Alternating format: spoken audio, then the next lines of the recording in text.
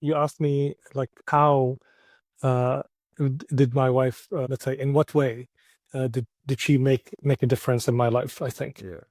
Yeah. and I think so. I think the most consequential thing that she did is she was there. And I mean, she gives me great feedback.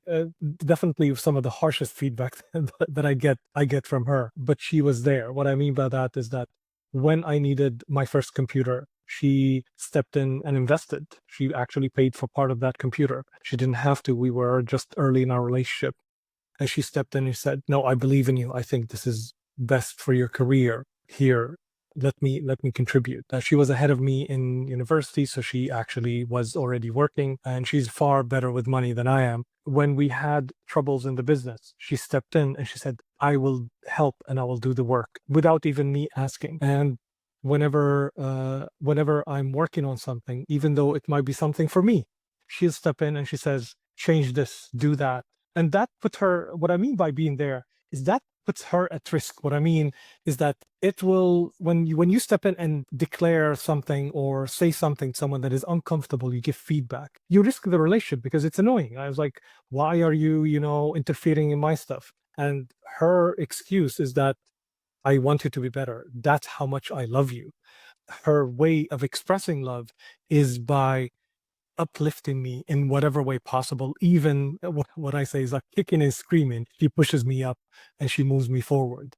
And I think we miss that in today's life. We have that in older communities, especially in Syrian communities. Everybody interferes in your life, sometimes negatively. But they come in and say, "What are you doing?" And they hold you to a higher standard. And I think we lost that. We're like, you have the freedom to be whatever you want, even if you are, someone who's not well, principled, or oh, it's okay to be whatever you want to be because you're not my friend.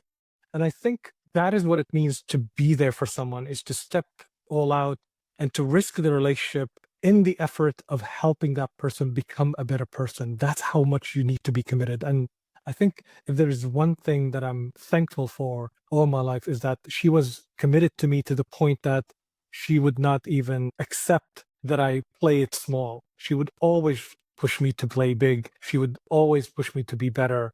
And she never accepts even an ounce less of what my potential can be. And I think that has made me the person I am. And in that way, I think I was telling her that I'm extremely thankful. And I don't think I would ever become the person that I am, which I am very proud of being myself, um, if it wasn't for her. And I think we miss that in today's world. We miss those kind of friends, those kind of relationships that commit themselves to us and to making us better. Yeah. I mean, I think you hit on a really interesting point there when you spoke about love. I think the ultimate sort of expression of love is wanting the best thing for someone. There was a famous psychologist, I think it was Rogers, it might not have been, and he proposed this idea of unconditional positive regard, and he believed that in order for someone to feel truly loved, they have to be unconditionally accepted for every aspect of themselves. And there's an interesting sort of root to that idea and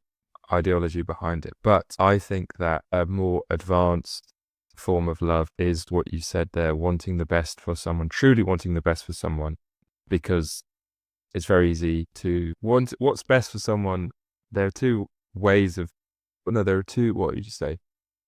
Working out what's best for someone on a macro level is different from a micro level. So if someone is scared of doing something in the immediacy of something, then you could say that an act of love would be to take them out of the situation. And that is a compassionate, kind thing to do. But a deeper, more elongated form of love would be to say, if this is beneficial for you to do in the long run, obviously you have to balance it, and there's nuance behind everything. But your wife could have said, okay, if this is stressing you out, I love you, don't worry, we'll just, let's just do something else. Let's play it safe.